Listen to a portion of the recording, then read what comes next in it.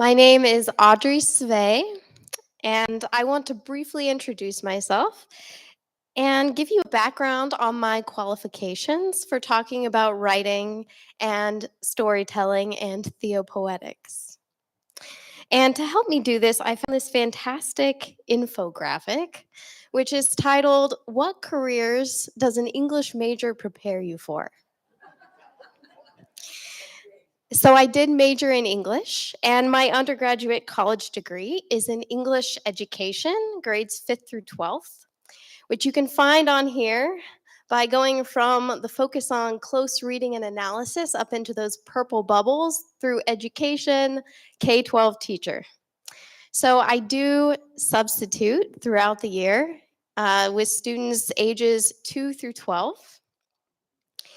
And depending on the age group, they're either doing a lot of practicing writing their names, or they're doing journaling, or imagining simple stories with a character and a setting and hopefully a plot, right? But my main teaching profession at the moment can be found by following that top bubble to focus on writing with clarity and style up through education to the purple English professor bubble. So I, for the past 2 years, have been teaching college writing courses to first-year students at the University of St. Francis in Fort Wayne. And I have a real passion for teaching college students, so much so that this fall I am planning on getting my PhD degree in English literature and criticism, with the goal of going full-time at the university level, hopefully, teaching college students to write. But my third writing profession, interestingly, cannot be found on this graphic, despite all the jobs that are on this graphic. If I were to add it anywhere, I would place it somewhere between these two bottom left bubbles, the understanding and empathizing with others, and the communicating clearly and persuasively. I have been a pastor at the Eel River Community Church, the Brethren, for the past 5 years in a part-time capacity. And although you will not find pastor on a list of jobs you can get with an English major, I would argue that a pastor is definitely a job in the field of writing.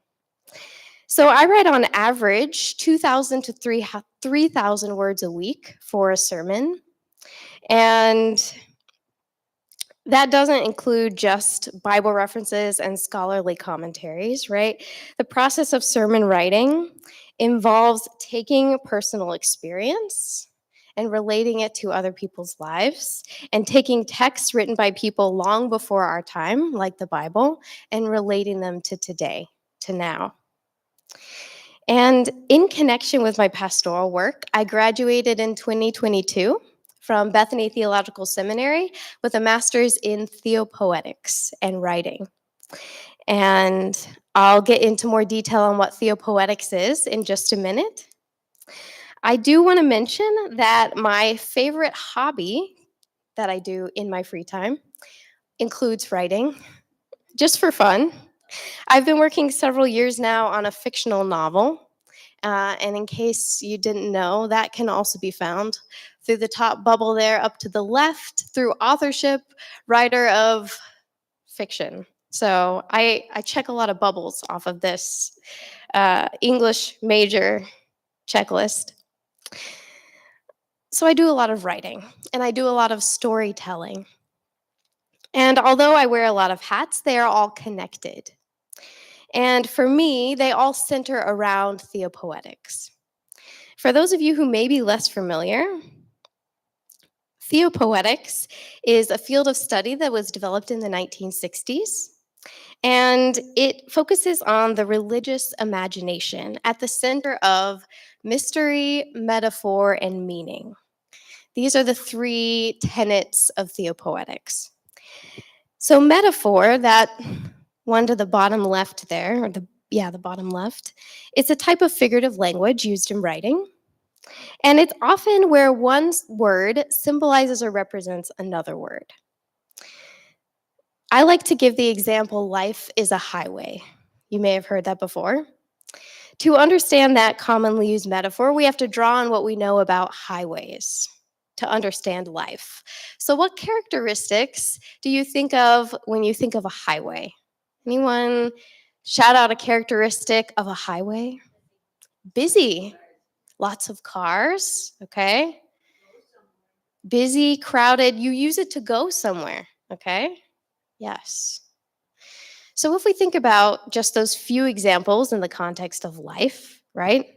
Have has your life ever felt busy, crowded, overwhelmed, right? If that's your experience of life, then you say, "Oh, yes, I relate to life being a highway."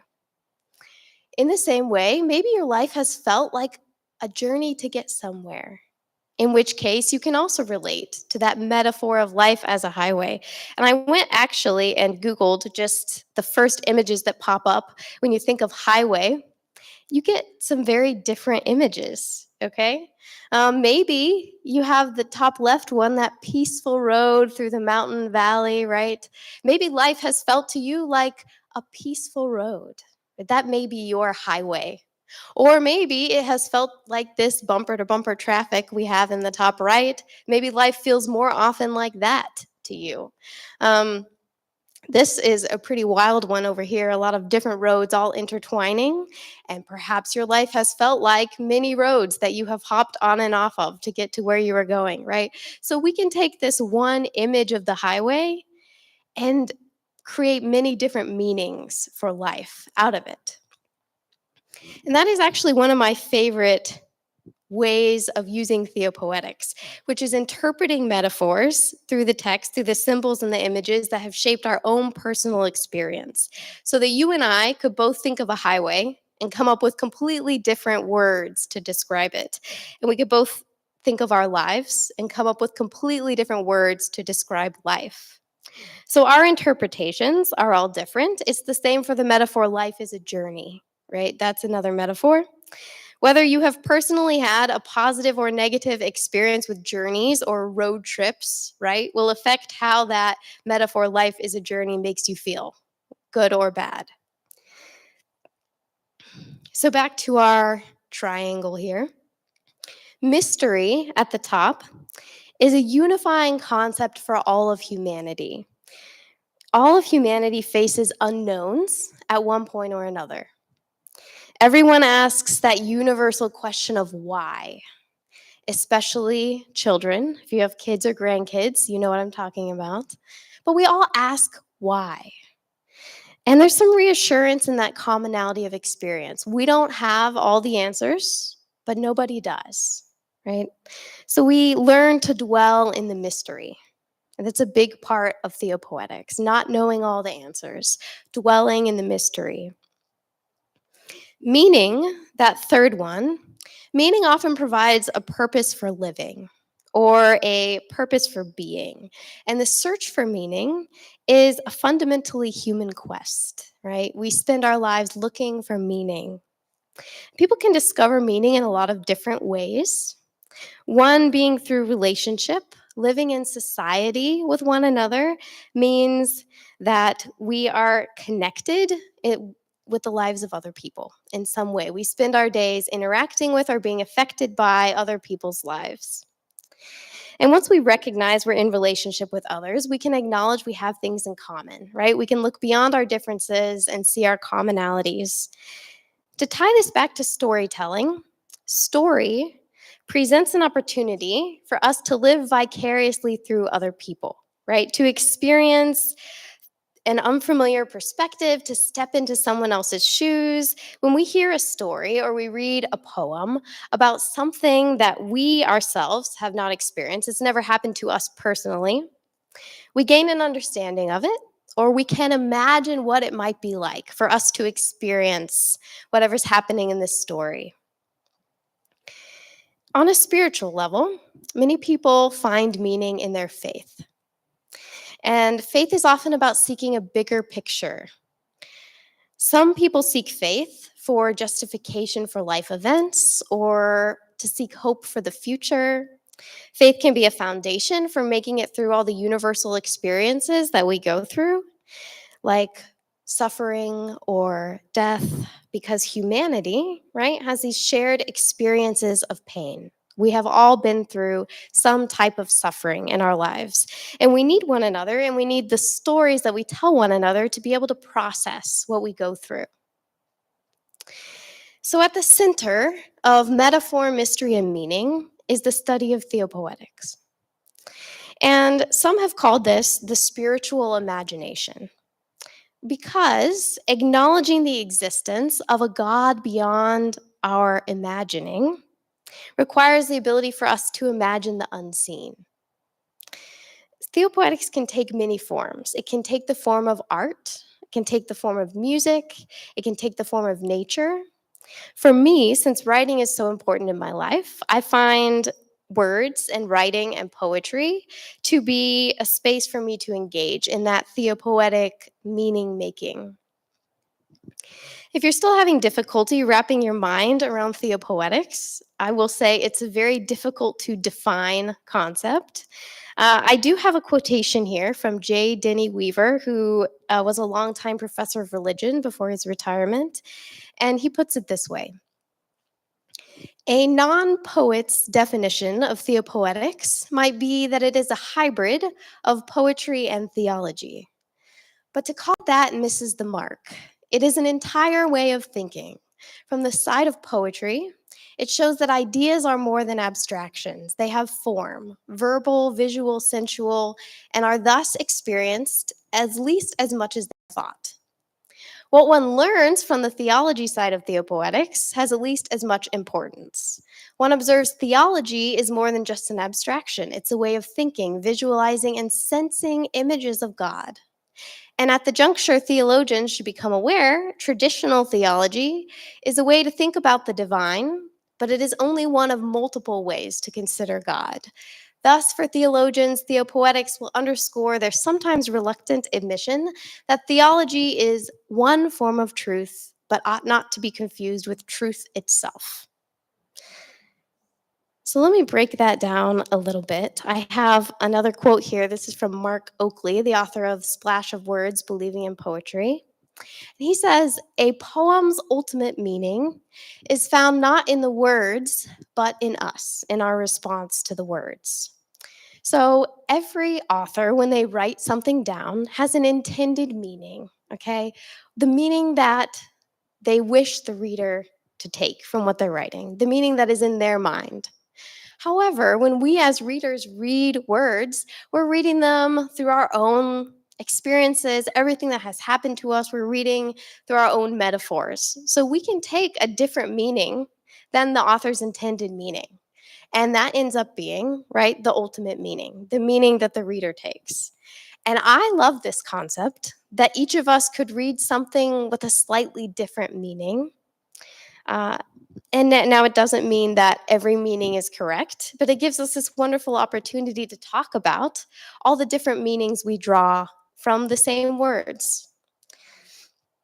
So, the true skill of a writer or a poet or a storyteller is to be able to write about their own specific experience, their intended meaning, in a way that can speak to people on a universal level, that can convey an ultimate meaning or a moral of some kind that can relate to the core of human experience. Can they draw on an emotion we have felt, an experience we have lived, so that we can relate to what they're writing? I would argue that the best storytellers are poets, because the best poets can tell an entire story that will relate to readers' lives, tug at readers' emotions, cause readers to wonder about the world, and they don't use 3,000 words. They don't use hundreds of pages. Sometimes they use 10 lines, 5 lines of text. I don't claim to be quite on that level yet, 5 lines of text, but I have learned a lot about storytelling from poetry.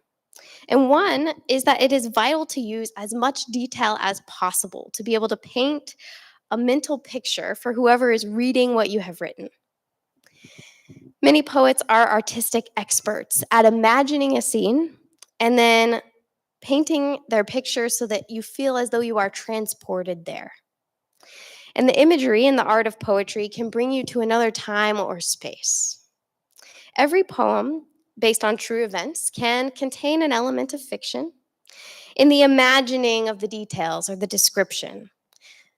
However, when we as readers read the experiences they detail, we feel the emotions they draw on, we picture the scenes they show us, and we can relate our lives to theirs. So I want to test this out for a moment. Um, and first, I will offer you this quote from the poet Carolyn Forche, who says, "In a sense, if poets truly write about their self, their work becomes spiritual poetry, because then that deep essence of selfhood, the inwardness, the light, can be recognized by anyone as his or her own." I already introduced myself a bit at the beginning, but I'm going to introduce myself again using a poem that I wrote a few years ago. This one is titled Hello. Hello. I come from to be rather than to seem. Februaries of 80-degree weather and spending Christmas outside jumping on the trampoline. Sipping Carolina cheerwine, gazing at kudzu-covered constructions, finding my first love and losing my first pet. I come from the crossroads of America, Februaries of blizzards and whiteout valentines, eating sugar cream pie, gazing at cornfields that grow people, moving north with my mother and my sister to live with my mother's parents, who I called Grandpa and Grandma, then just Grandpa. I'd like you to meet me, advocate of empathy, wearing left-handed the most valuable treasure I've ever earned, brimming over with a passion for words and an undying hope for humanity. Raised by peace churches, a piano in the living room, and fresh herbs on the windowsill, my greatest realization: perfection is an illusion, but nothing is more real than love. I come from people who taught me people are what's most important, no matter who they are, and perspective, perspective, perspective. My greatest lesson: openness. I will share my heart with you, and I will listen if you want to share yours too. So I won't say too much about this, except that I hope if you haven't lived these exact same experiences that I have, you still could connect to the places or the things I talked about. You still could get a sense of who I was, even though this is only a poem rather than me telling you all these things about myself. The key to this is detail, being able to write in such detail that the people you're reading can picture things they've never experienced, places they've never been. So I want to show you a few more poems that I've written, and I want you to be looking for either how these specific stories can relate on a broad level, how you might create an emotional connection through the words of the poems, or how these vivid details are painting a mental picture, akin to how a sketch artist might describe a person, right? Can I describe something so well that you could draw a picture of it afterward, having never seen it? That is one of the ultimate goals of the poet. This one is titled Pho at Kim Vu Vietnamese. This is actually my husband's favorite Vietnamese restaurant in Fort Wayne. So I had to give him an ode to the pho there, the pho soup, which is his favorite. We enter to see one table left. The rest are filled with the American melting pot, slurping, sipping, savoring the simmering broth. We travel once a week at least, driving 45 minutes for beef bones cooked down to perfection. $8 a bowl we split, overflowing, and a well-deserved decision raises the price to $10 a bowl. I would pay 20. When it arrives, shimmering and silky smooth, swimming with herbs, it's hard to tell if the best part is breaking up the noodle nest with chopsticks that seem an extension of myself, or watching the thin strips of beef turn from deep pink to golden brown, immersed in the steaming broth. Jalapenos float like life preservers on the surface as the smell of fish sauce permeates the senses, quickly covered by a spurt of lime juice, the sharp scent of citrus. There is an art to the pho served at Kim Vu Vietnamese. So I had you picturing soup there. This next one is an excerpt from a poem I wrote titled My Favorite Thing About Home. And I hope you might be able to picture my home and maybe think of your own place you call home as I read this poem. If you ask me to describe home, I would begin by breathing in. Home smells like jasmine incense, burning spirals of fragrance, fresh brewed coffee setting the morning in motion, sweet steam of white rice cooked to perfection. Home tastes like my husband's heritage, homemade egg rolls, hot and heavenly, meticulously marinated beef, the funk of fish sauce, the sharp tang of lemon pepper, like fresh garlic scapes from the farmer's market mixed in my scrambled eggs, and a sauce from fresh tomatoes on top of my spaghetti, my two favorite comfort foods. And green grapes with cheddar cheese, or anything with cottage cheese. Home sounds like the humming of water flowing through the fish tank filter that I filter out like white noise. Audiobooks read over the clinking of dishes that make it less of a chore. Excited paws running down the hallway when I open the front door. Home feels like tripping over the dog because he insists on being right beneath my feet at all times. The warmth of a cat curled in my lap, flipping through the pages of a familiar book and reaching for another, closing my eyes and feeling safe. Home looks like cat hair all over everything. Potted plants in that windowsill, and in that windowsill, and in that windowsill. A piano keyboard next to the litter box. Us next to each other, sitting down for dinner after a long day. A familiar name flashing across my phone screen from far away. A smile. So the key to bringing out this much detail, at least in what I have found, is to write about a personal memory. This could be a moment that changed your life. It could be a moment that you realized the significance of someone important to you. It could be the moment you vowed to be a better person. It's helpful if it is a memory that you can remember details about in order to describe it. What was the weather if you were outside? Who was there? What were you feeling?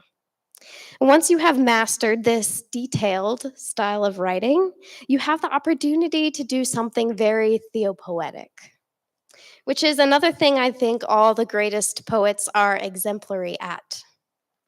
Once you have detailed that moment as it was, you can do some wondering.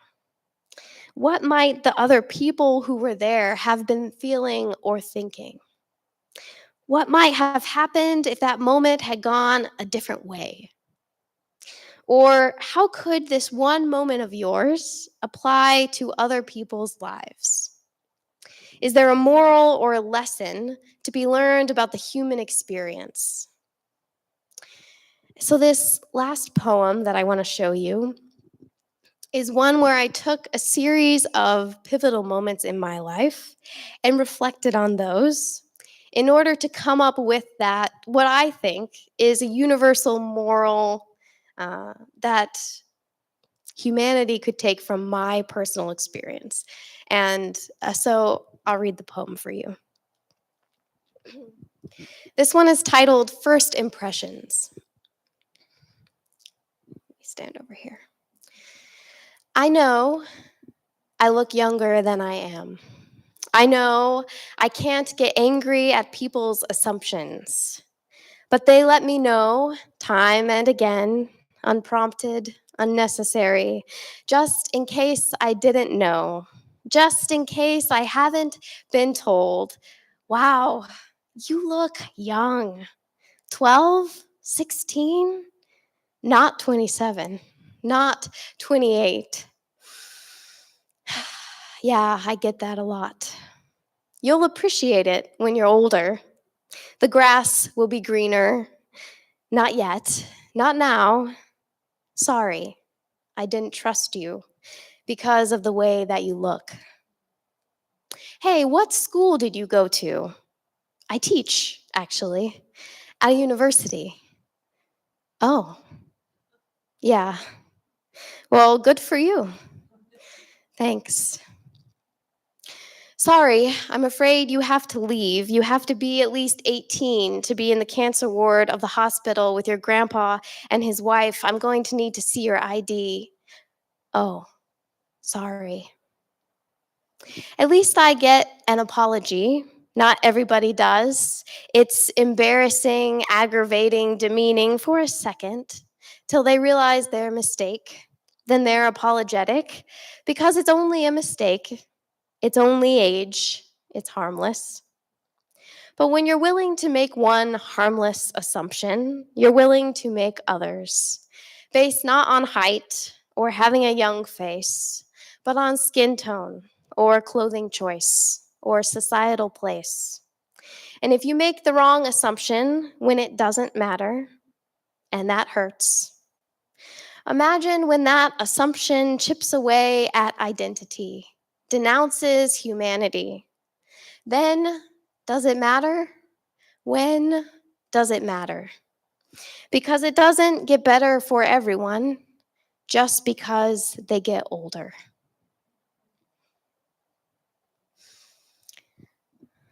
So that was my take on theopoetics and storytelling and the ways that I find meaning through theopoetics in my life and in my writing. And I'm really glad that you all came here to share this with me. Um, we might have a minute or two for questions, but then I'm sure you could talk to me after if you want to.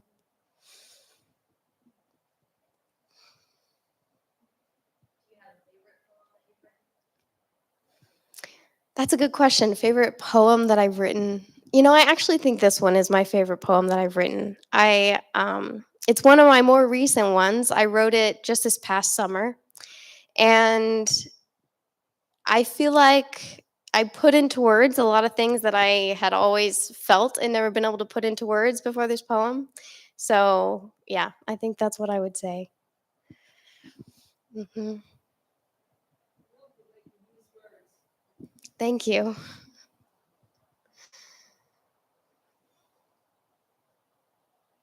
All right. Well, thank you all very much for being here and letting me speak about something I love to talk about.